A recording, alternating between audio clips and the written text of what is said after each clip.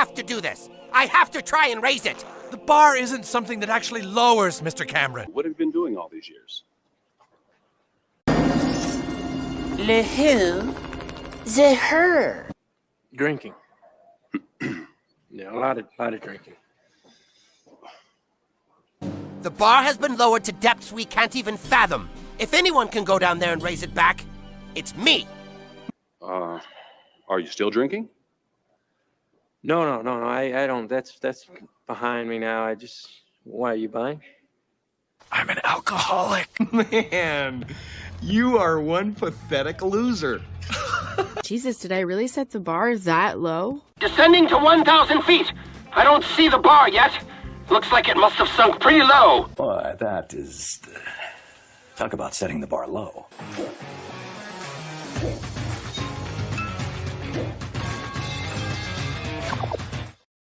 I know I have to make a better intro at some point. I like it, but it could be better. I think it's great. Why would you need to? Well, our Tuesdays watches. That's why I'm getting spoiled by that shit.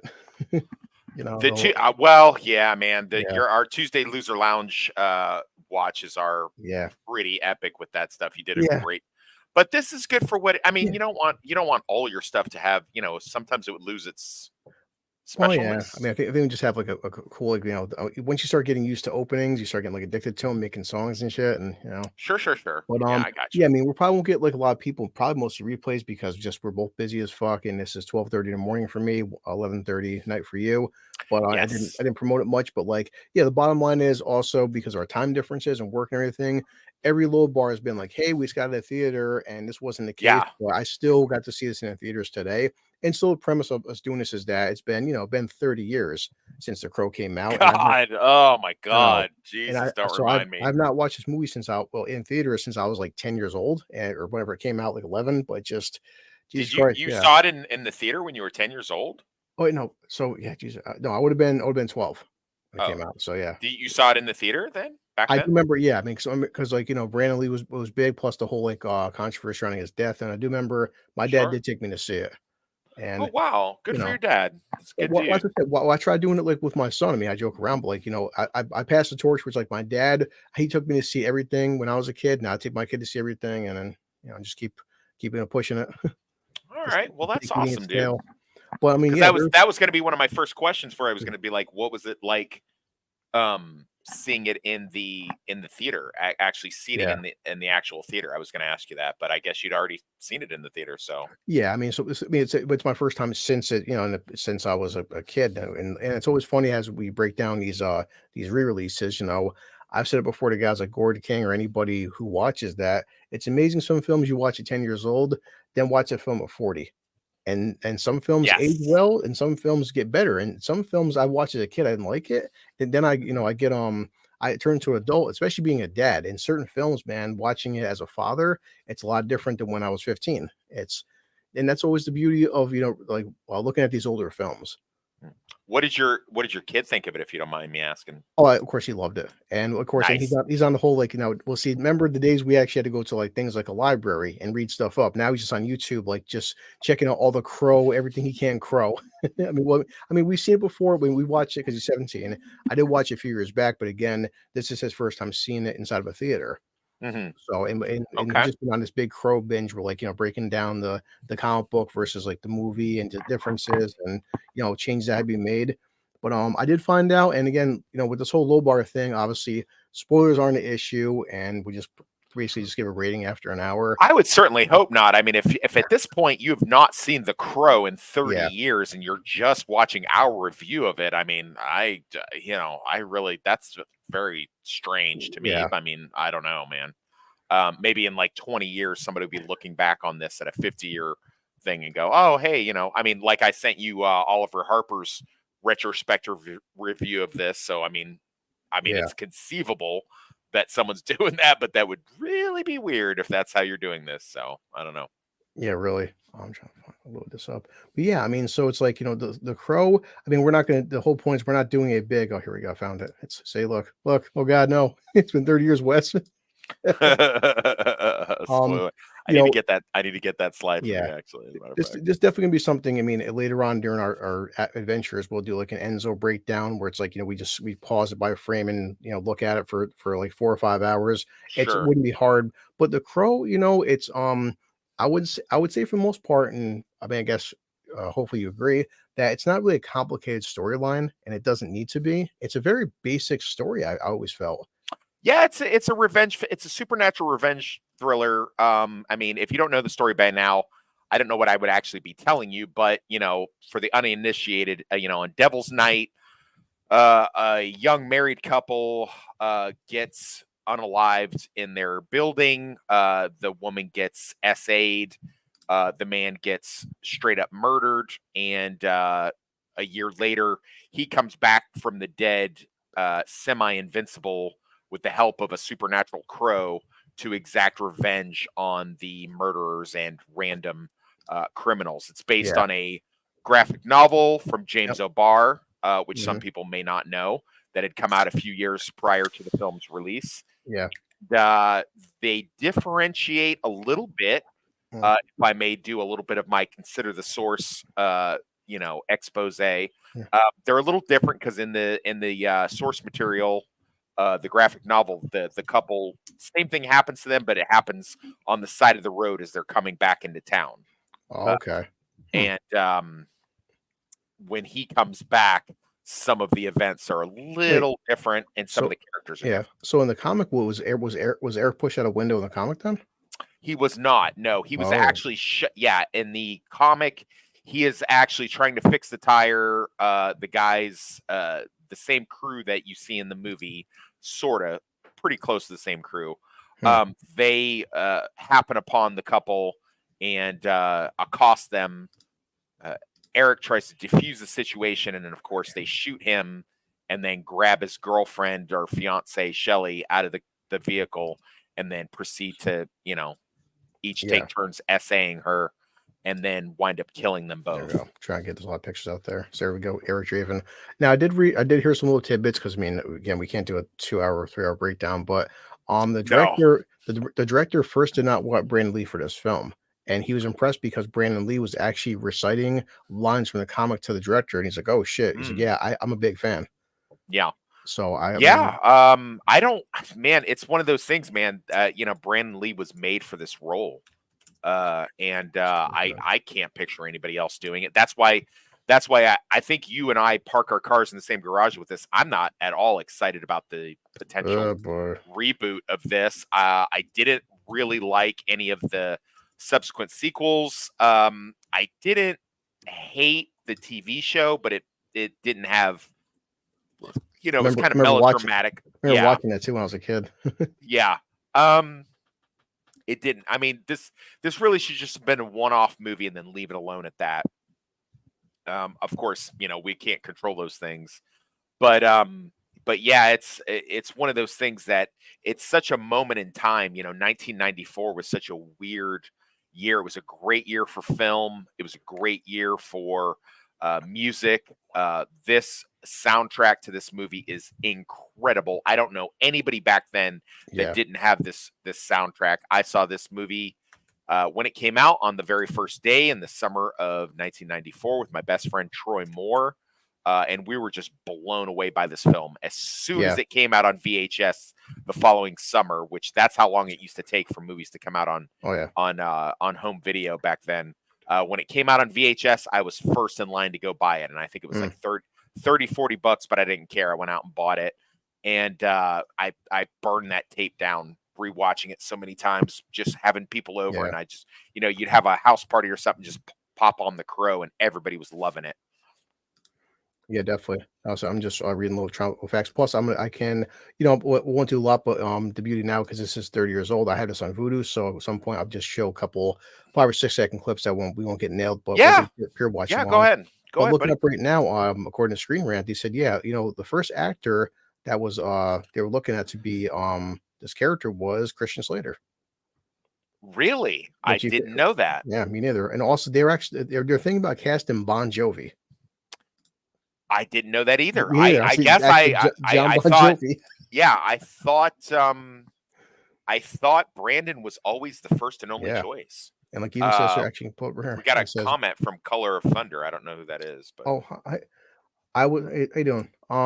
I was not on board with the reboot, but after watching Skarsgård and Boy Kills World, it might just work. Also, the soundtrack was the only way you could get a copy of The Badge by Pantera at the time. Do you know that was? Man, no, don't I did know. not know that. Oh, I've never yeah. been a big Pantera Yeah. fan. I do have the soundtrack. I had it on CD for the longest time. Then I had it on iTunes, and now I can listen to it however I want. But no, I did not know that was the only way Wow. you could get a copy of that song. Yeah. I did know there's a couple things that are in the movie that are not on the soundtrack, like the song Eric plays, while he's on the rooftop in between murdering bad guys. But other than that, yeah, it's like the Cure song, of course, is a big standout, and so is Big Empty by Stone Temple Pilots is also another big standout. Yeah. Trying to find a scene where Eric comes back. Yeah, so according to that was a Screen Rant. It was Bon Jovi, which would have been, but yeah, it says right there he was a big fan of Brandon Lee was a big fan of the comic and won the role while also playing a part in designing the film's action sequences. Wow. Yeah, so So, this was the more like you a know. big deal because Brandon at this time had come across as he'd done some the stuff that he had come out with was kind of martial arts heavy, Rapid Fire, and of course Showdown in Yeah. Little Let's Tokyo see. had come out. They were pretty martial arts heavy, but Brandon was trying to get away from his father's image in that way and wanted to do something else. A lot of people who had been following Brandon when this movie came out were like, well, he's not even doing that much martial arts in this. Well, yeah, I mean, he wasn't supposed to. He does have a couple martial arts things going on in this Yeah. movie. People who are, I'm sure Dark Hour could tell us what the names of the moves he does is. But like, there's a couple little things that he does that are martial arts heavy. But for the most part, it's just basically what a supernatural ghoul would basically be able to do, Yeah. but I think it's his charisma that comes across more than his action star training, as Yeah. you would call it. Yeah, so he wasn't, at this point, I mean, obviously the shadow of his father, so he never hit that status because, man, how could any human being? Holy shit. Well, he's in a couple, no, not the most popular action films, but he was still a decent, I'd say, name at the time. He was up and coming. Yeah, he was Yeah, kind of definitely. like it was definitely understood that he was going to be picking up his father's mantle, so to speak. Yeah. Trying to find a picture right there of it on Rapid Fire. And for the most part, yeah, I mean, the guy wasn't pretty, said we're so used to guys now being all fucking jacked out and roided and shit, but pretty good shape, I'd say. Oh yeah, for sure. Yeah, chicks were big time digging him. I remember that Yeah. back in the day. I didn't know too many chicks in my high school. I was 16 when I was 15 or 16 when he started getting super popular. I was 15 or 16, Yeah. maybe 17 when this movie came out, give or take, right around there. I was in high school anyways. Yeah. And most of the girls had a pretty big crush on Brandon Lee. Yeah. I mean, I guess we can just give a basic breakdown of this plot. Plus, I can just show spots right here because the film opens up. I mean, we have a voiceover by this little girl, and I mean, the film starts off pretty damn dark. I mean, the first 2 minutes in, he's already dead. His girlfriend said she's still technically alive. She's not dead. She's Right. still alive. And we have in Ernie Hudson. He shows up as a cop, and just like damn, they make that joke like who the hell who gets married on for Halloween? He's like, yeah, well, not these Nobody. guys. Yeah, nobody. Yeah, nobody. So when we're only the first 5 minutes, it's like Jesus Christ, 2 people just been killed, and said the way Shelley dies too, it's like you don't see it, but it's implied, and we know how she got killed. So instead of just being like beaten to death, she was beaten to death and stabbed, and also, as we say, essayed because YouTube guidelines, and it's Right. pretty friggin' dark. So it's like it's been, and then like they kind of like have this weird like surrogate parent bond with Shelley because we don't know Yeah. the time period. Shelley's got really shitty mother. Yeah, and they're kind of like in a Gotham City type. I mean, it's supposed to be Detroit or outside of Detroit, but it's kind of a Gotham City type. Even with the cops' uniforms and things like that. It's a very comic booky. And I wanted to make a point about this when I was rewatching it, and then rewatching it again for this video. it's really, I know that Batman had already come out, but it's really one of the first actual comic book movies I can remember thinking, like, watching it Yeah. and going, this is a comic book movie. Oh, Like, this definitely. is like a gritty urban comic book movie right here. Like, that's what I'm watching. Yeah, well, Consciously said the atmosphere, the rain, the dark dulcet tones, and also, well, later on it helps them out. Not the time knowing this, but like it's actually in some ways to their benefit that they film every single scene at nighttime because that helps out later on with some of the effects. Because with Brantley's passing, the biggest worry that of course anybody would have is, well, our main actor just died. He didn't finish filming the movie. What do we do? And because they had so many scenes at night, so many scenes at nighttime, that's the nighttime is what saved this movie getting made. Just because of that. So Yeah. which a little tidbit I didn't know neither, and shares right here. So 1 year later, after Shelley and Eric had been killed, and I didn't know. So do you know who the stuntman for what they all the digital scenes they filled in? Do you know who Brantley's stuntman was? No. Okay, his name is Chad. I'll look up right now. It's Chad something. I shouldn't know this already, but You asked me who it is, and you don't know who it is? I forgot his name. It's okay. It's Chad Stahelski.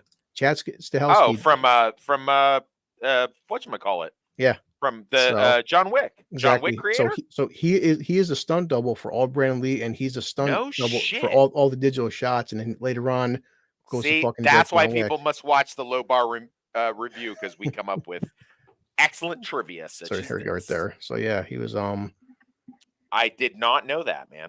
there's Chad right And there. Yeah. I that wasn't anywhere in that in some of the because while at work I listened to a couple other reviews and stuff, and Yeah. I did not hear that. I said I did some homework, but I've been trying to do 5 things at once, but Sure. and so we could see I'll just show over here. Just spend 1 year just because it's a really good voiceover. And from Shelley, but like I said, the atmosphere and like look at just how dark and gritty and just horrible this fucking like he said, this is Detroit, but this is like a worse Gotham City than I've ever seen. It's like if Detroit and Gotham City fucked and had a retarded kid. That's what this city is. So she says All that is left is ashes. I used to think that was true about everything. Families, friends, feelings. and like yeah, it's like even there I'm getting goosebumps just how dour and depressing this fucking movie is, man. Like Yeah. And I'm trying to share I find the scene because yeah, so we're only 5 minutes in, and of course, Eric comes back to life. And it goes, and we're not sure why yet, but he's got the scars. And while we still have her, Shelley, she's still visiting the grave. And I just want to share that music because that music coming out. That music is so impactful and just like depressing, dude. Right here, that music is just like so, man. This shit is it's like the whole tone is like, man, I'm feeling like what's going on? Yeah. Here? We're only 5 minutes into the film.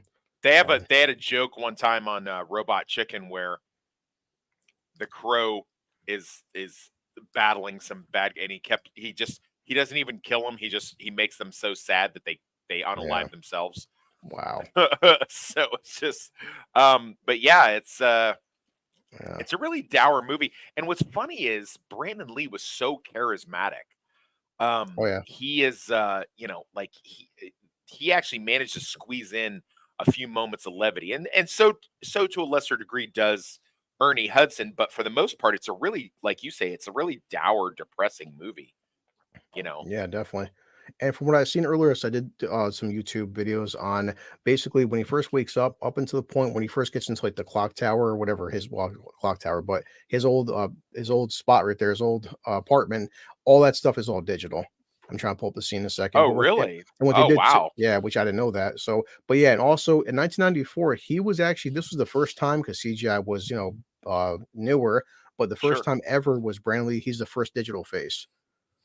Really? And I that didn't know that either. 30 years later, I contend that this thing stands up better than a lot of 100% stuff that we have today. It's like, I mean, I was pausing it. I'll try to get it up on Vudu. Like, I was pausing the spots and, just because I know it now, but even like now knowing it's still a digital face, it's still, the joke is still fucking 1,000 times better than She-Hulk and half this other bullshit CGI stuff. But considering, this was 1994, some digital shots, right here, okay. All right, like that spot when he's climbing, this is a stunt double. So, Okay. so after he woke up and he's back alive, and I just played a couple seconds, and you notice once he gets up there, the entire sequence you never see his face, and you always see like basically his hair covering his face or his the back, and which I'll pull up in a second. And there's one shot they actually used twice, which I'll show it in a second when I get there. But there's a shot, and they had to basically digitize it over again, where he's walking in the rain. The same shot he's walking in the rain, he walks into the apartment, and it's the exact same thing. No But you can't tell because it's because how dark it is. And check one second. Hey Richard, what's up, buddy? Oh, 100%, man. Yeah. One of my favorite 90s films, saw it when it came out and rewatch it every other Halloween or so. Yeah. Was a fan of Lee before. R.I.P. Brandon. Yeah. Fucking 100%. A. Thanks, R.I.P. Richard. Brandon, man. So yeah, I was a big fan of Brandon at this time, and hearing about this movie coming out, I was super excited. I did get the graphic novel at my local comic book store called Past, Present, and Future in West Palm Beach, Florida, and I read it. I was even more excited after I read it, and I'll go ahead and tell you, the movie is better than the source material. Oh yeah, no, So- yeah. I actually found out today, buddy. Yeah, I told Wes this. I didn't realize that. So like this scene right here, when he's first coming up and he took the police tape down, you don't see his hand, but I'll pause the shot when it comes in. So right here, right there. Okay, see that? If you look right there, like that's digital Brandon Lee right there. And what he does, the background right here, that's the background. So when he moves, watch the way he's moving. Okay. Yeah, so and of course, and right here, basically from here on, this entire sequence coming up right here, this is all Chad. This is not Brandon. Okay. So I was like, wow. So just seeing stuff today. So yeah, but they had a scene with him walking in the rain, and they copied over again for him entering the apartment right now. So I was like, oh shit. But so yeah, the remainder of the story is basically just a revenge story. He wants to get back at. He wants to get back at the criminals that unalived him and his girlfriend, and set right some of those things. He gets helped out by Officer Albrecht, which in the he's actually a race swapped character. Because in the graphic novel he is a white guy, but he's only in it for like 10 seconds. Yeah, and he just basically like gets Eric's cat, and then that's it. And the cat scratches him. That's the end of his involvement. So using Ernie Hudson in this role is much better. He's in the movie version, Albrecht is a detective that's been busted down to patrol, and he was the last person to see. He caught the murder case of Eric and Shelley Webster. He was the last person to see Shelley Webster alive, and he's one of the first people to see Eric Draven come back as the Crow. Yeah. So this sequence right here, when he punches the mirror, they do that on purpose because it's easier to make the digital face as you see right there render. Yeah. So again, so that's digital Brandon Lee's face right there, and I'm pausing it, but like time period you couldn't have told, and that's why the mirror, they purposely said they had to shatter the mirror to make, because if you've seen digital face, you probably could tell, but with all the glass splintered, it's really hard to fucking tell even nowadays. So it's like, well, I'll tell you right now, dude. Back in 1994, we didn't know what CGI was. Well, exactly, that's what I'm saying. So like when it came out, I mean, said this is stuff we're knowing 30 fucking years later. That's how iconic it was. That's 100%, because like, I mean, because everyone was curious what Brandon Lee died, what happened. And like, and they didn't at the time period, they weren't telling anybody that this is how they did this shit. So I'm like, oh damn, man. And like I said, another great, I mean, because we don't see him, but just so you hear just the way you just hear the music bumping up too. Like right there, yeah. Careful. That's Careful. I mean, we just that's one of the Cure's best songs, actually. Yeah. But just like, because like you said, this is before the MCU even fucking Blade. This is 1994. This is a pure, like you could say, this is he's putting the suit on. This is his transformation, becoming like the Crow in a sense, even though he's not the Crow, but you know what I mean? It's like, this is that sequence. Now he's putting the black shirt on, putting the makeup on. He's becoming the vigilante. And I'm like, oh shit. Yeah. One of the things that I wanted to point out is how good all of the ancillary characters are. Yes. all of the bad guys, you know, he goes down the list of the there's 4 main bad guys. Fun Boy, Skank, Tintin, and what's their leader called? I'll look them up in a second. I'm just trying to get to that scene, the last one. Let's see, the Crow. And well, just as you're talking, I'll start just showing like real quick scenes of their deaths. You know, Crow. Sure. Main bag. Okay, from his picture, he is Top Dollar. No, the one below him, the leader of the hit crew. I thought Top Dollar is the major antagonist. He's the main antagonist. Top Dollar's like the crime boss that that put him on. They have the 4 guys that actually committed the assault and the murder. Yeah, the murders in the beginning is Fun Boy, Tintin, Skank, and let's see if I can find them. Oh, you're gonna make me do it? Oh, I'll look them up. Images. Okay, so where is what's this guy? This guy's been in everything too. This actor right there, him. Yes, that dude. Yeah, that's it's Warriors come out to play. David Patrick Kelly, known as T-Bird, because he drives a T-Bird. So all of these characters are characters that are in the graphic novel. They just make them a little bit more. They're kind of just signature regular bad guys in the graphic novel, whereas in the movie they all have different. Like for instance, Tintin, the guy with all the knives, he is just using a gun in the book. He's much more fleshed out and cooler. Yeah. You know, in the movie, and of course he's the first victim of the nice Crow. buddy, stopping by, say hi. T-Bird, yeah. So right there. I mean, say if you want to like really look at that shot, Wes, you could probably tell a little bit on the chin, but yes, that's the first like basically digital shot. So just and you notice when they're showing him walking, it's his face is covered over. You only see a quick flash. That's if the lightning hits it, and then the camera zooms back out. But so that's like officially that's Chad there with fucking Brandon Lee's digital face over, and then said they that's zoom awesome. Out. And so I'm actually mute for music, but yeah, so you can see right there how quick it is. And they purposely just zoom out like that. So that's that's the only sequences what I gathered that's digital, which is a funny part because production, you figure what they usually do is instead of filming a movie in chronological order, they film this movie backwards. So like all his scenes, the rest of the movie, it's all Brandon. Well, but, I mean, to be fair, most movies are shot like that. Yeah, that's what I'm saying. It's like that's how fucked up it is. But yeah, so this story is so well done. It's so purposeful. You know, he just goes down the line taking these dudes out, and it's not till he gets near the end that we discover, you know, hey, this main crime lord is actually responsible for the events that transpired.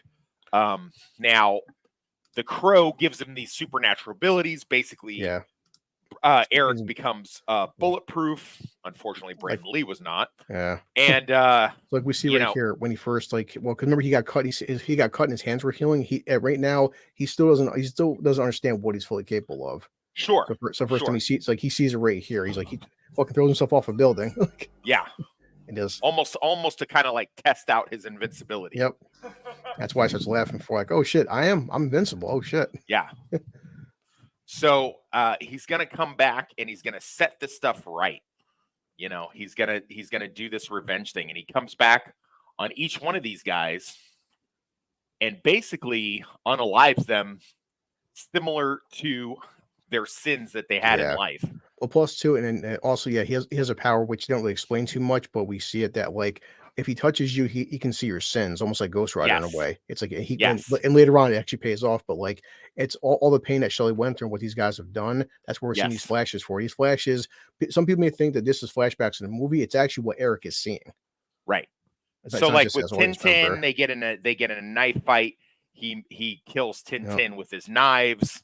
When he gets to T-Bird, he kills T-Bird in his car, sets him on fire because T-Bird is, you know, what they do on Devil's Night is they set businesses on fire in order to keep Top Dollar, the main bad guy, controlling this town. With Fun Boy, he kills him with his needles full of dope. And with Skank, the one that threw him out the window, he throws him out a window. Yeah. So Poetry. Yeah, it's poetic kind of justice.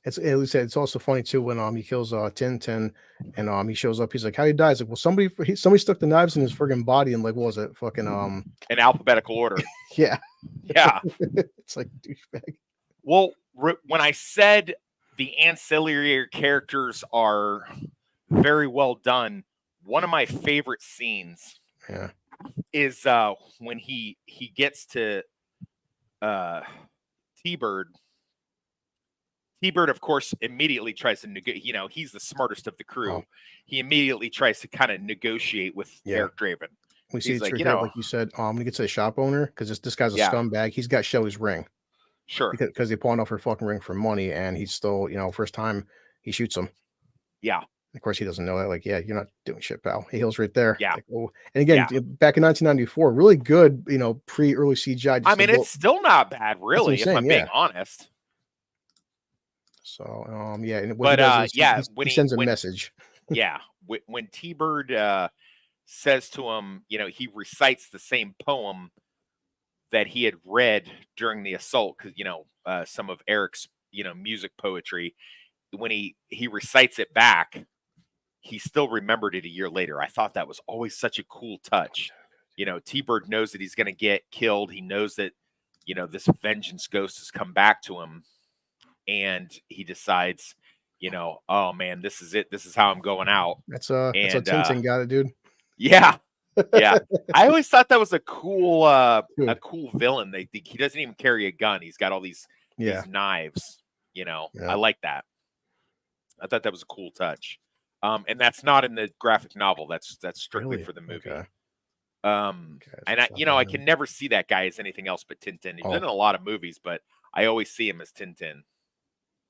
Yeah, and another good scene because now at this point said Eric, he remembers the officer, the cop, but he doesn't remember Eric. It's been a year, and because he's still not sure who's corrupt and who's not corrupt, and he wants to see what's going on. And this was only said the 2 or 3 minute scene, but just a great scene with these two characters right here. Yeah. No volume. Yep. And as soon as he says his name, though, he's like, "Wait a second, how'd you know my name?"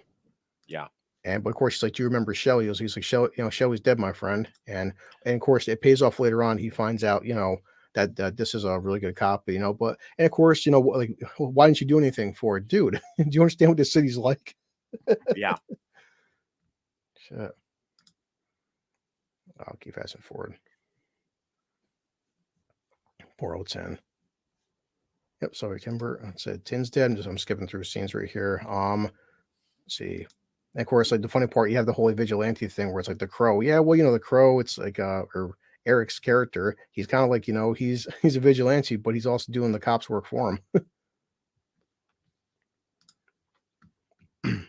Let's see. I'm trying to pull up right here. This is where he gets to second bad guy. I said the mother's a junkie, and he's playing a guitar.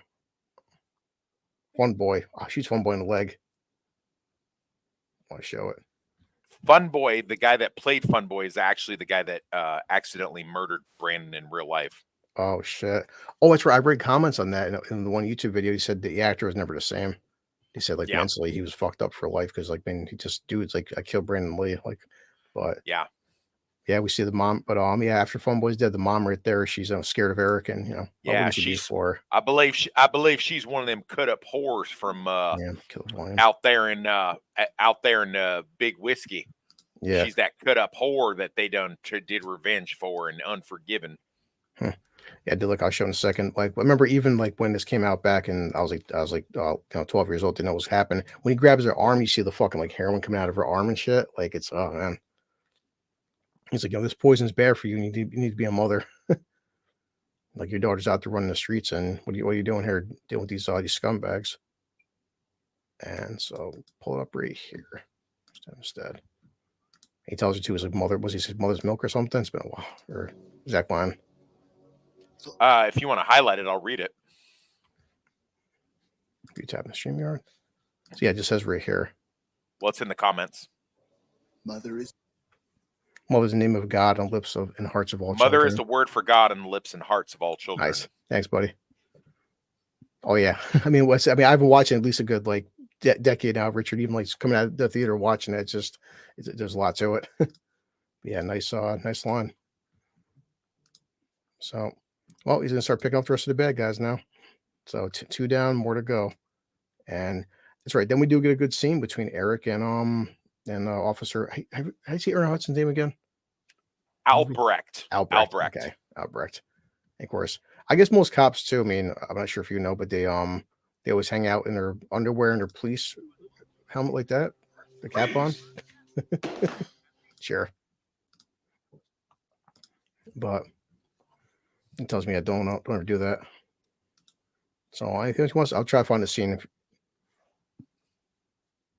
Which scene are you looking for? I mean, just like anything else you want to add to it. Well, I'm looking up the scene right now between Eric and Albrecht, where he wants to see he's like, what happened to Shelley? He's like, I was there. Well, we get a little. He visits Albrecht. He knows Albrecht's one of the few guys that's good on the force, and we get a little expositional dialogue. You know, because if you're looking at it from a linear point of view, Eric Draven was basically murdered as he walked through the door. He doesn't know what happened really afterwards. Now, and so nice. After, the actress is also the first woman Clarence tries to chat up in True Romance. Yeah, we do. Yeah, we talked about her in our stream for Unforgiven a few weeks ago.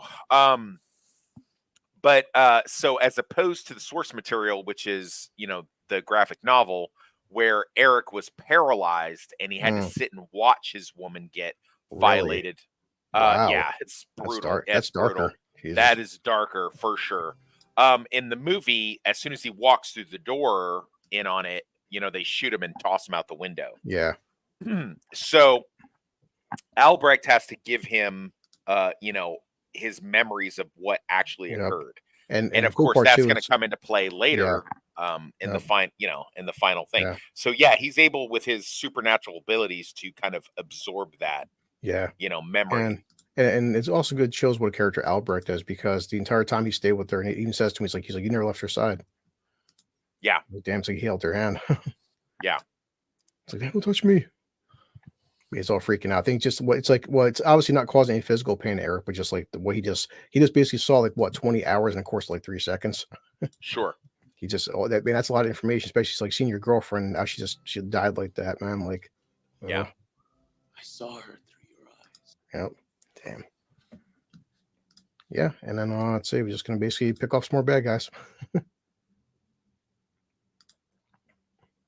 So, anything else that the comic does that so far we haven't seen in the movie? Well, the comic. Oh, after he kills T-Bird, he does this too. That's pretty badass. Right. Yeah, he does a little Daredevil action there. When that came out too, I was like, man, say that was again. This is pre-Daredevil and everything. Just like right. Yeah. In the comic, it's pretty pedantic how he goes. You know, Top Dollar is just like a side character that he kills in order to give information. Whereas in the movie, Top Dollar, played by Michael Wincott, who is amazing. He is he's the local mob boss, whatever you want to call him, main bad guy, you know, the big bad. He's controlling these events. Whereas the source material, no, we have not talked about that yet. Oh, I didn't know that. Okay. I'll let you get to that. So apparently the drinker met James O'Barr. Oh, shit. So yeah.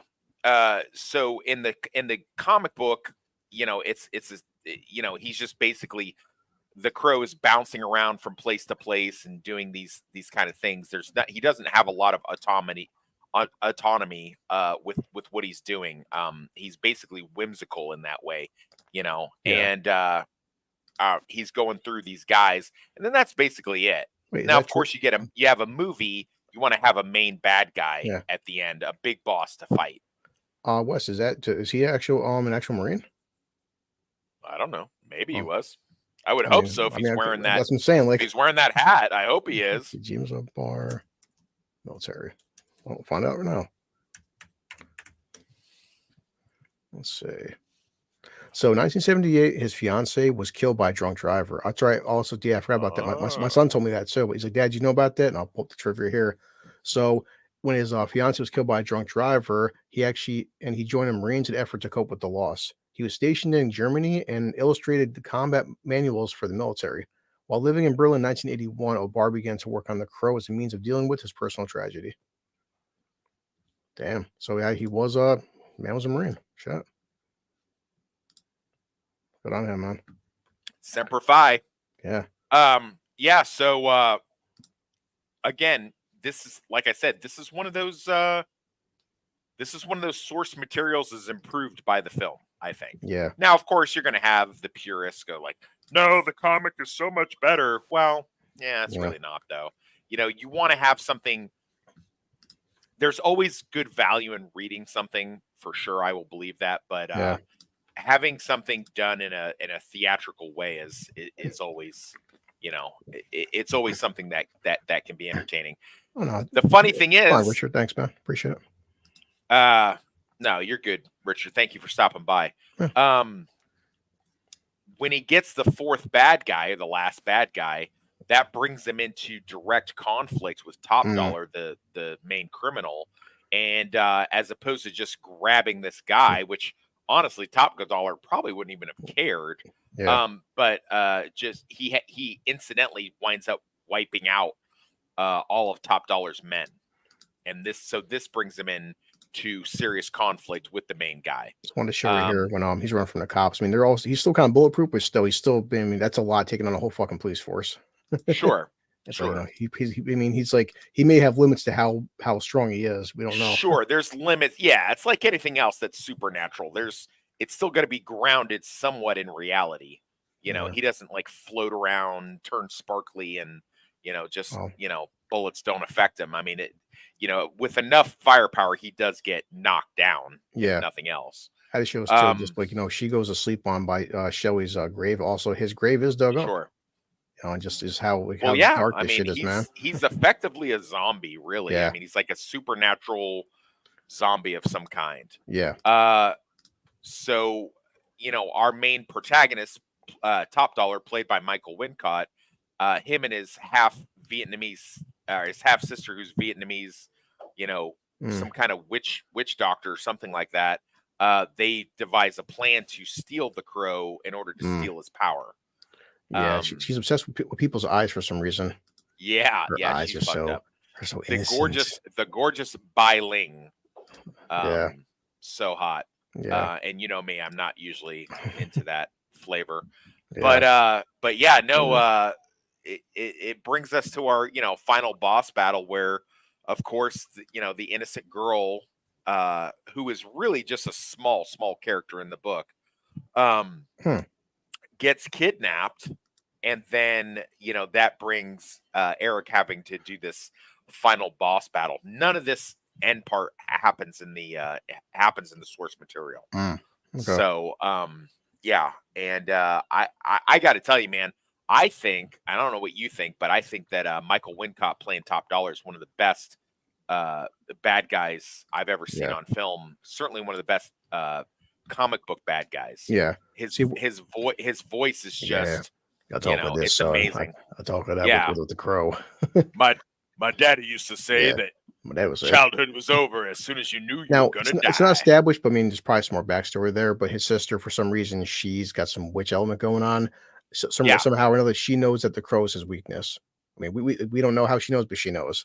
But the biggest mistake, because Eric just walks in and thinks, I'm gonna kick this guy's ass, I'm gonna kill him because I'm invincible. He doesn't expect fucking somebody to shoot the Crow, and of course, the Crow isn't killed, but right there to shoot it. Yeah, by injuring the Crow, Eric is still alive, but he's lost all of his Crow invincibility. Right. It disrupts his supernatural powers. Yep. So and quick impression for you. Call, bang, fuck, I'm dead. Actually, so I can find it. Hold on. Are you gonna play that? Yeah. Quick impression. Here you go. Call, bang, fuck, I'm dead. Great performance. Yeah. Well done. Yeah. Well done. You may not remember this, but he's actually the sheriff of Nottingham's cousin in the Robin Hood Prince of Thieves movie. Oh yeah, it's been a while. A lot of people know you're not a big video game nerd like I am, but when the game Darksiders 2 came out, I was like, who the hell is voicing Death? And it's actually him in the game Michael Darksiders. Wincott. Yep. Because Oh, I knew wow, that. that's I knew cool. that. I heard that voice. I'm like, wait, I was like, I know that. Who is voicing this? I can recognize the voice of the character of Death.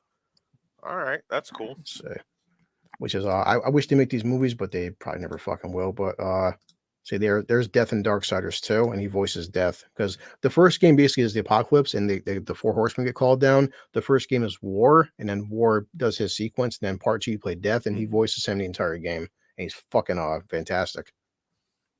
I think it's interesting that Top Dollar's henchman, his number one henchman, is actually freaking Candyman.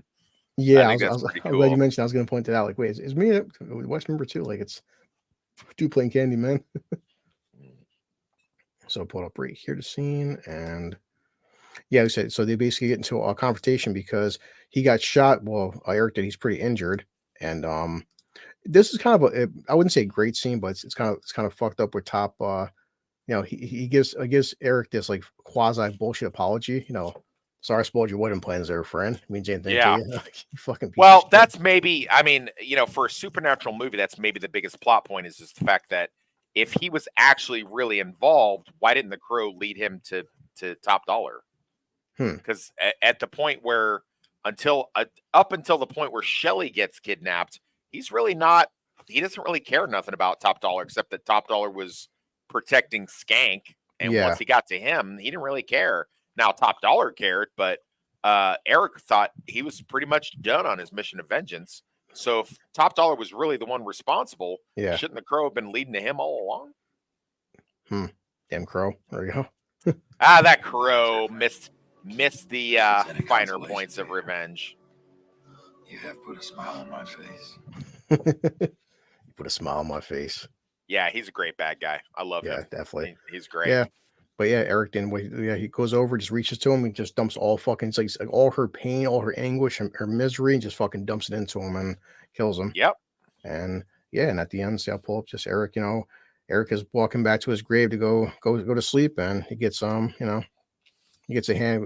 It's kind of cool too how you see like all the smoke coming off his body because like at this point he's human again and he's still alive. Right. He's dying, but from being friggin' with the sword stabbing him. But yeah, Richard. So like all the fucking the smoke and the steam coming off his body as like he's dying with the rain and just he gets his happy ending too in a sense. Yep. Well, that's the part in like this movie. It's not a happy ending, but like it's the happier ending of the choices. Right. that Yeah. happen, I mean, he gets to go back to being dead. Yeah. So that's like as happy of ending as you're gonna get. At least he goes back to being dead with his dead girlfriend. Right. Which I remember said you did watch the Crow, the TV show, which was on, to my knowledge, that was on Spike TV back in the day, right? Was it? Or was it Sci-Fi? I thought it was Spike TV, but I'll look up right now. Actually, You might be right. You Let's might be see. right. The Crow, because I remember. So I did remember watching that, and that. So in that one, she didn't die, and only he got killed. That's how he came back. right? Really? I mean, that's because it's. I don't know. I don't remember. So it was it's called the only thing Crow. I remember about that it was played by Eric. Yeah. And What is which- his name? Mark Dacascos. Yep. Who's which in John Wick? is also in John Wick. Yep. Yeah. Isn't Yeah. that cool?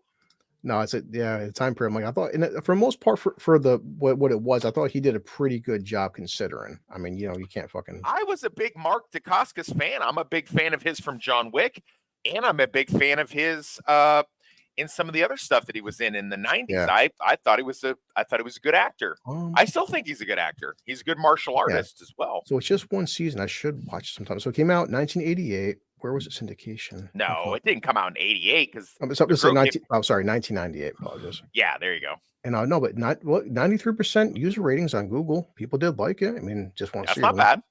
One That's season. real So good. You can still buy the DVD on Amazon. What show did TV series? What network aired it?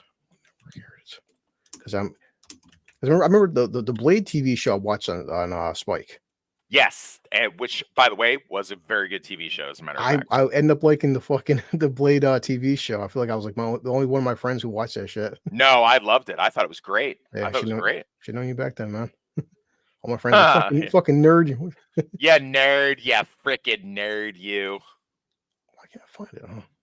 So I look at Free Richards. So oh, definitely.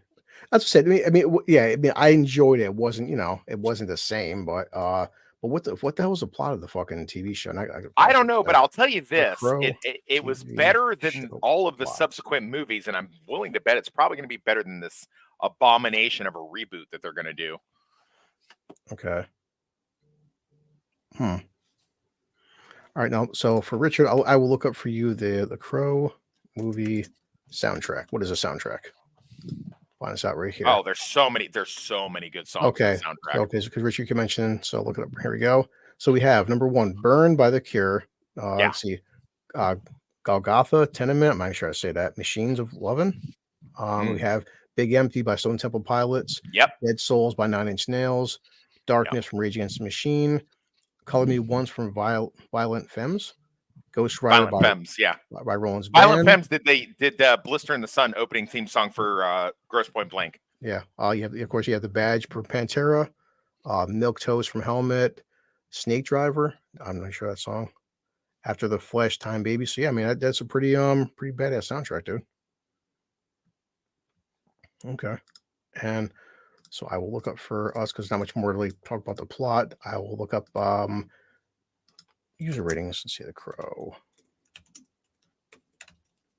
Anything else? So who's basically the main bad guy inside the comic book? Still the top two there. The main bad guy's T-Bird in the comic. Really? Okay. Yeah. I didn't know that. Huh. Yeah, T-Bird's the main bad guy.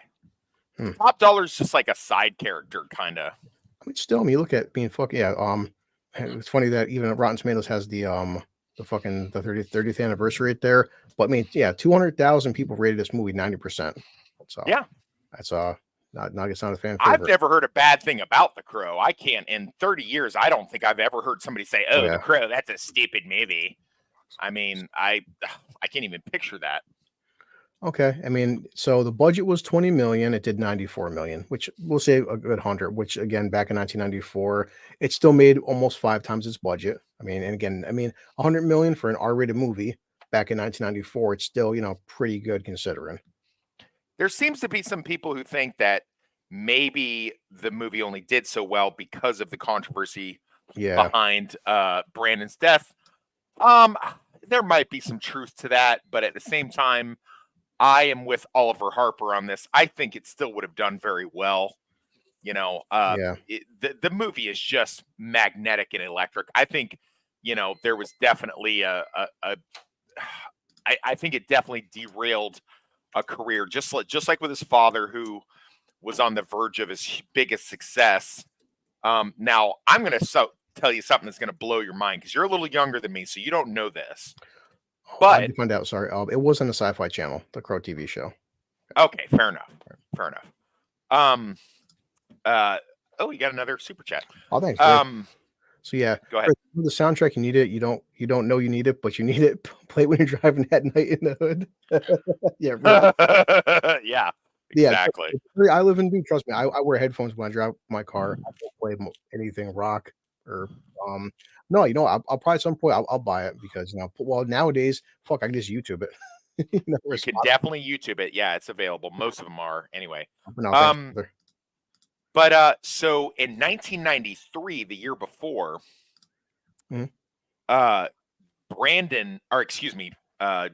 the Bruce Lee story came out. Oh yeah, with Jason Scott Lee, and I know you've seen that, right? Oh yeah, I've seen it at least a dozen times. Okay, so the big premise of that was that there was a curse on the Lee family for the males.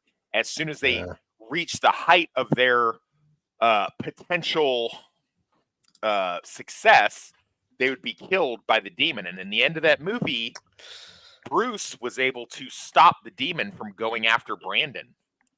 Yeah. But maybe he only stopped it for a certain amount of time because that movie came out before this movie. So the idea of a family curse is pretty strong. I'm going to tell you this. You want to talk about there's no way all of those different circumstances with a revolver on a movie set could have happened without either some supernatural presence involved or serious like no one's that negligent. It would Yeah. have to have been on purpose. So, you know, I don't know, man. It's just really weird that they have a movie coming out saying, you know, Bruce has a curse. He dies mysteriously. The demon was coming after his son.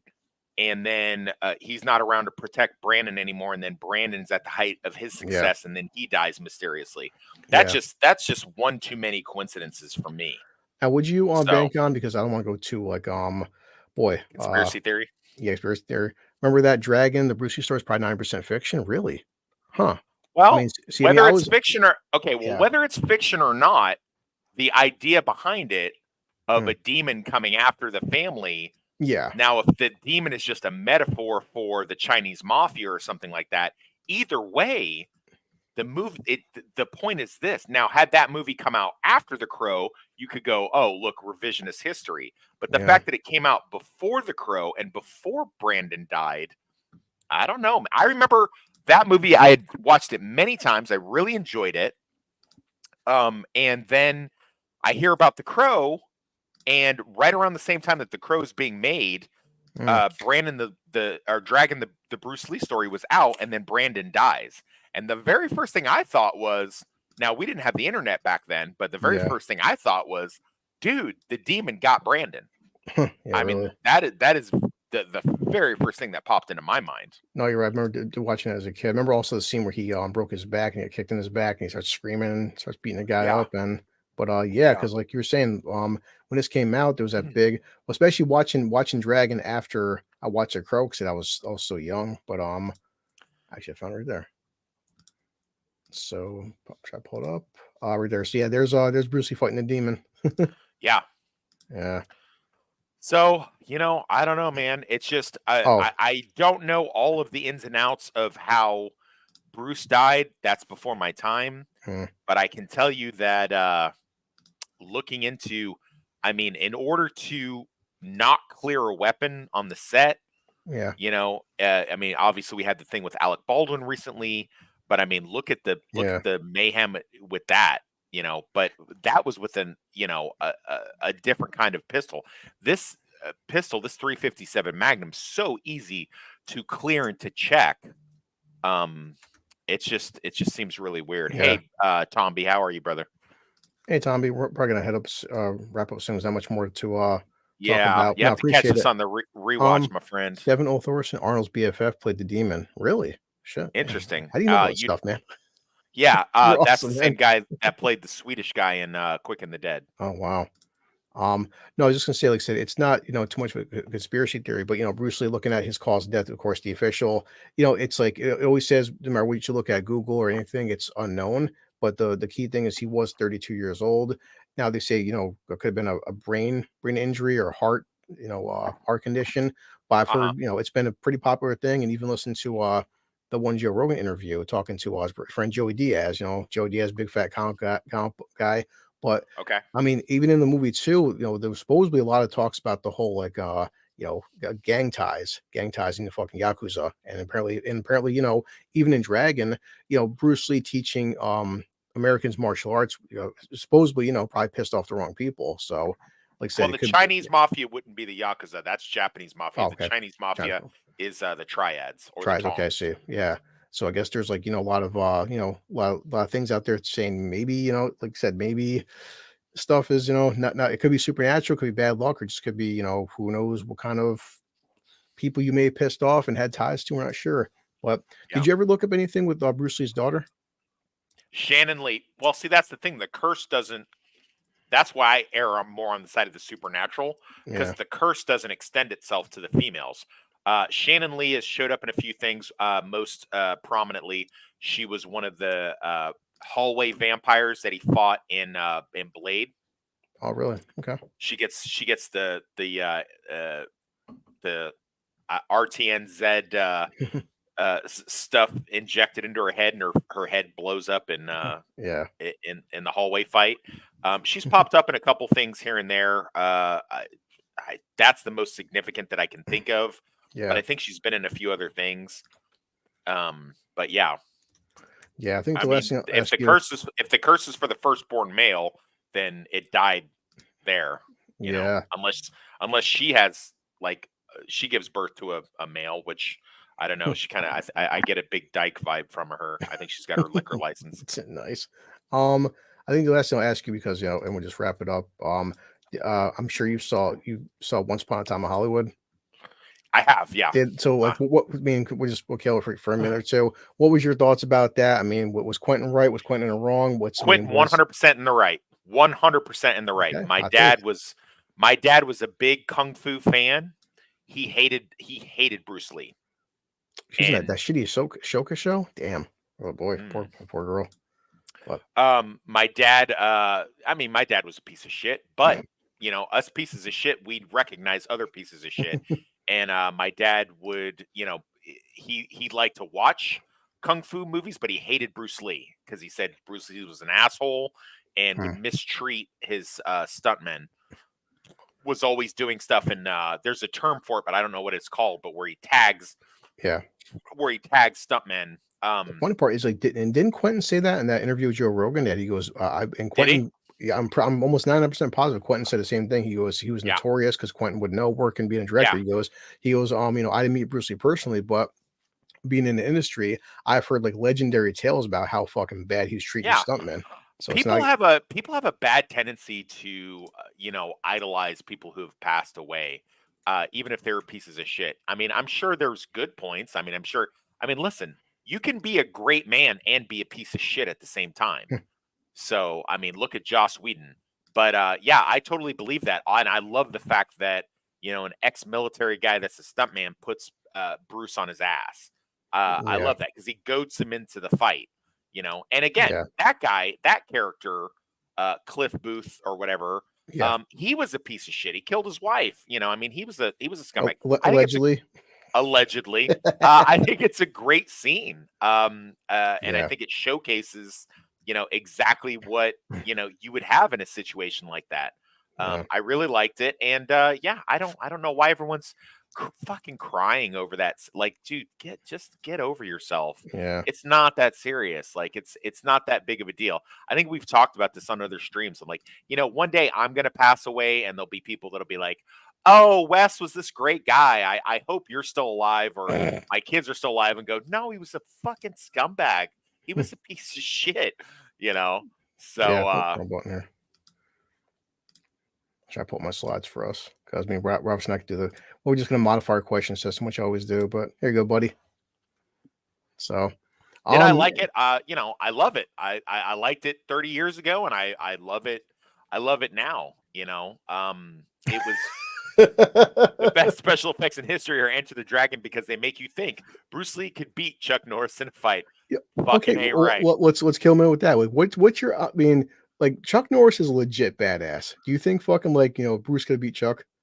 I think Bruce would have wiped the floor with Chuck. Really? Sure. Yeah. Wow, I thought Chuck was a beast, man. Like, I mean, listen, whether or not Bruce was a prick or not, I don't know. But I'll tell you what. I know that they had to slow the camera down. I loved it. Fuck yes, damn right. Good for you, RR.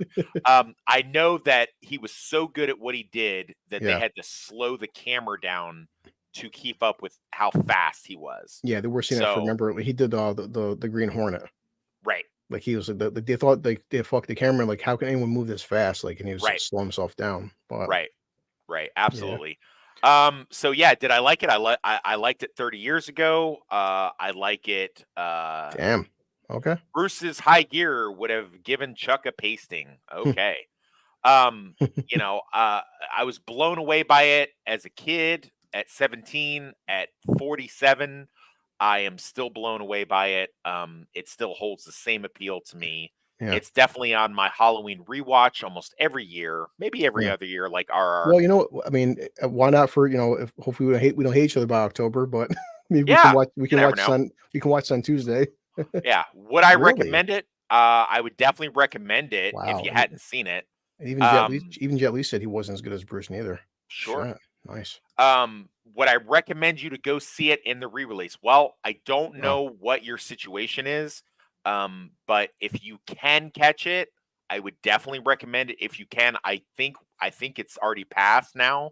I think me and you have seen Yeah. the last of the Well, so we'll just re-releases. we have to modify it. So we'll just say, like, you know, Sure. would you recommend watching The Crow? Yeah, if Basically, you can't catch it in the re-release in the theater, I definitely like put it on whatever streaming service you have, Yeah. or maybe if you have it on hard media, play it. Yeah. Should you spend your hard-earned money? Yeah, if you get a chance and you can somehow, now whether that has to be like you pay the $3.99 rental to play it on Oh, Amazon, it's or actually out in 4K too now. okay.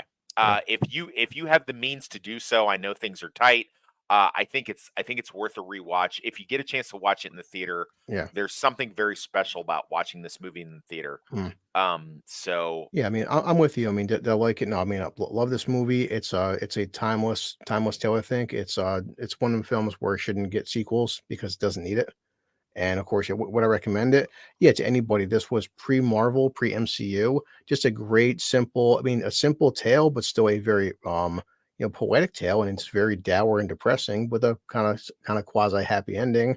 And I would say, should you spend your money? I would just say the only difference is, do I think you should buy this? And yeah, I mean, it's a Vudu. I was showing my screen on Vudu, but like they have the 4K update. And is this movie worth $20 to buy on digital or buy a disc, buy a 4K DVD? Of course, it's not a long film, not an overcomplicated film, and yeah, I think it's worth full price. sure. So Absolutely. yeah, and let's see, to our rating system. Here we go, buddy. So we have liquors. I mean, so Wes, not the best pictures, but I mean, we have Yeah. bottom shelf whiskey, like what I drink, middle shelf, which is what you drink, and neither one of us can afford top shelf. So Sure. Yeah, this is definitely the top shelf, I mean, man. this is blended whiskey. This is Bentley's for $10. This is bottom shelf. I don't think this movie, even in another 30 years, will ever be anything but top shelf. It was top shelf 30 years ago. It's top shelf now. I couldn't describe it any other way. Yeah. No, 100%. I mean, guaranteed. Yeah, this film is for me top tier. I mean, could people? I mean, like, well, I'll just ask you before we head out, man. Like, if people, because we're in the age now, both of us, we're seeing more people on YouTube.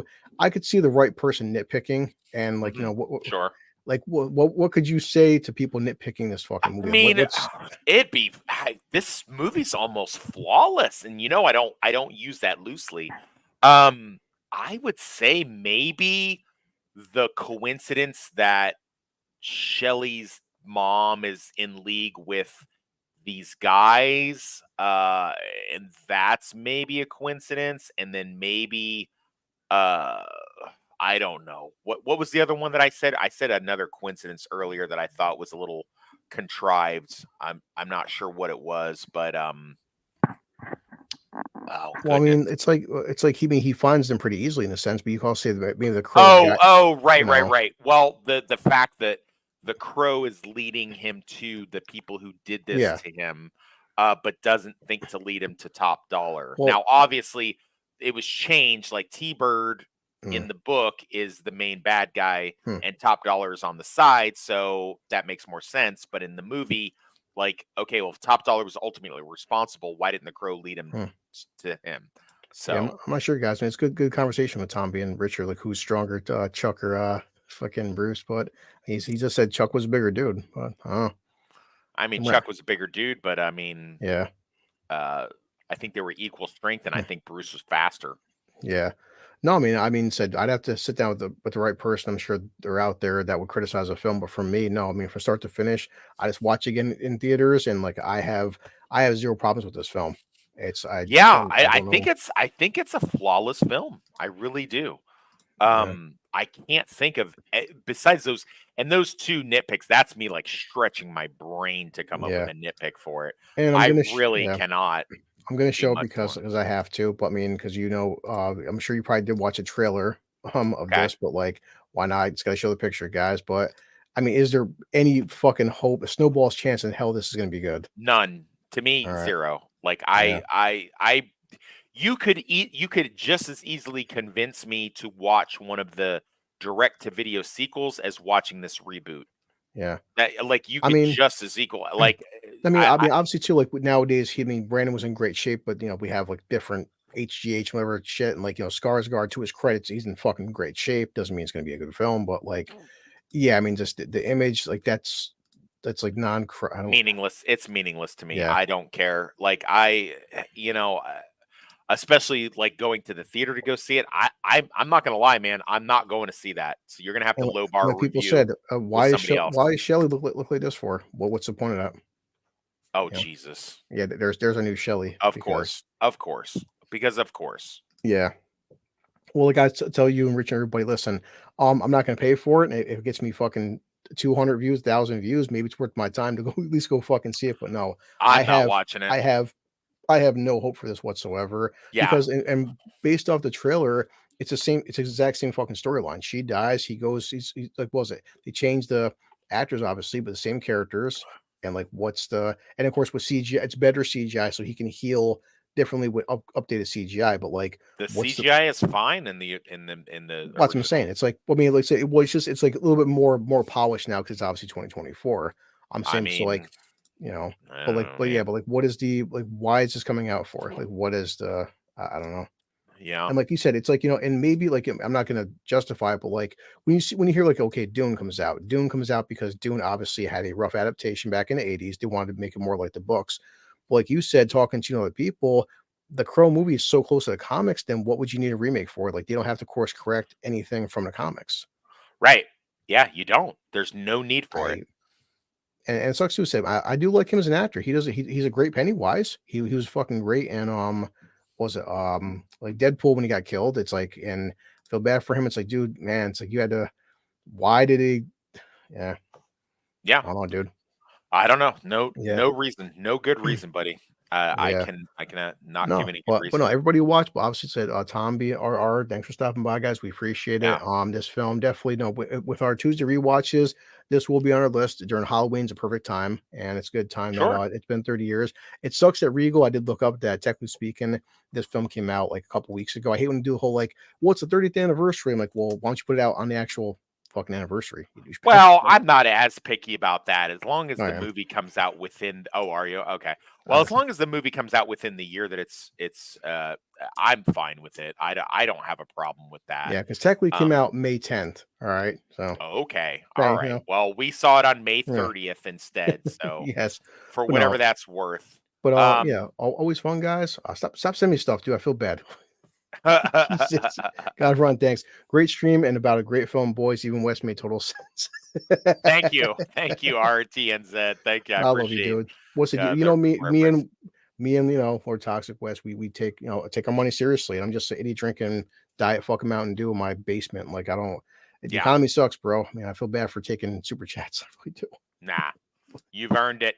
Yeah. But yeah, right, guys, thank you for jumping in. Thank you for the super chats. Of course. If anybody is listening, either on the live or the replay, please like, comment, and subscribe to the Blue Collar Loser channel for more reviews like this. It really helps the algorithm. Is there anything smash that like button, leave a comment. All of that helps. Anything coming up that you might want to see or talk about next? I'm not sure. Boy, I mean, Deadpool's in July. June's kind of a slow month. I don't know, man. Maybe that preview of that movie that Enzo sent us in the private chat. I don't remember the name of it. Yeah, that looks pretty good with my doppelganger. Oh God, Jesse Plemons is in it. Okay. Maybe that I would. And it's coming out on my birthday. We have A Quiet Place or Bad Boys. Oh, actually, no. June is the Bike Riders with Tom Hardy. Okay, yeah, I'll do Bike Riders. Okay, I'll do Bike Riders with you. Yeah, so next, so that comes out. Let me double check. I think it's about 3 weeks. Let me see. It comes out June 21st. Yeah. So guys. So next, I'll do Bike Riders with you. Yeah. So I'll announce it. I'll give like a good a couple day heads up and stuff. We'll check out the Bike Riders because Tom Hardy looks like he's having a pretty good time with that movie, and also Elvis. Yeah. You know, what's his name again? Austin Butler. And I think you said a lot of people said Austin Butler seems like this guy's gonna have some like long-term potential, man. He is a good actor. I do like him. Yeah. I thought it was. I know Enzo hates the Elvis movie, but I thought it was pretty good, and I like him in it. I loved him in Dune 2. Yeah. I've liked him in the. I did not watch Masters of Air. You did. Yeah. I know you had some issues with it, but I mean, you didn't have any issues with Austin Butler as an actor in that show, though, did you? I mean, he's barely in it, so. Oh, is he barely in it? Oh, okay, I didn't know that. But So yeah, I've not seen it. I do have it on Plex, and I'm gonna look at it at some point, just to see yeah, what's up with that. Yeah, I don't. He's by the way, he's my front runner for if they do a Rambo First Blood remake. He'd be my pick for First Blood Rambo yeah, cool. if they did do that. All right, cool guys, we're out, and yeah, if you can, just go buy The Crow. All right. Yep.